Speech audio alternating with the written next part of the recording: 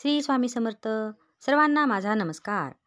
आज आपण आपल्या सगळ्यांचा जिव्हाळ्याचा विषय म्हणजे आपलं घर, आपली वास्तू याविषयी बोलणार आहे. वास्तुशास्त्र म्हणजे काय?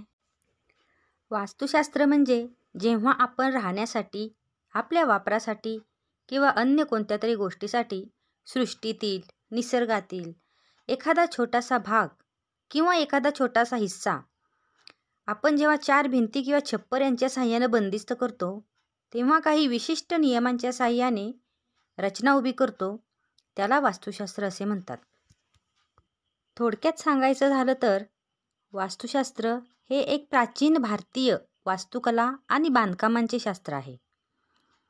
प्राचीन वास्तुशास्त्रामध्ये घर, कार्यालय, मंदिर अशा अनेक रचनांसाठी नियम दिलेले असतात, ज्याचा संबंध ऊन, वारा, पाऊस यांच्याशी देखील जोडला जातो.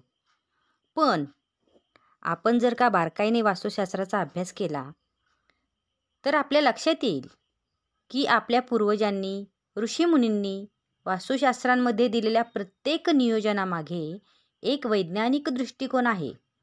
तो कसा काय असेल बरे? हेच तर आपण टप्प्याटप्प्याने जाणून घेणार आहोत.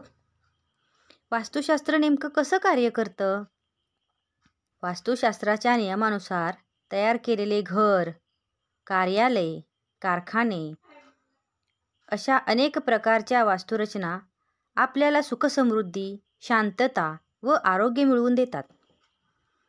पृथ्वी, जल, अग्नी, वायू आणि आकाश या नैसर्गिक घटकातील आणि पूर्व, पश्चिम, उत्तर, दक्षिण या दिशांमधील ऊर्जा संतुलित करून सकारात्मक आणि समृद्ध वातावरण तयार करण्याचे काम हे वास्तुशास्त्र करते.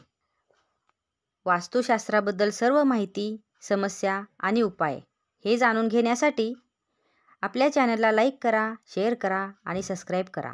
श्री स्वामी समर्थ.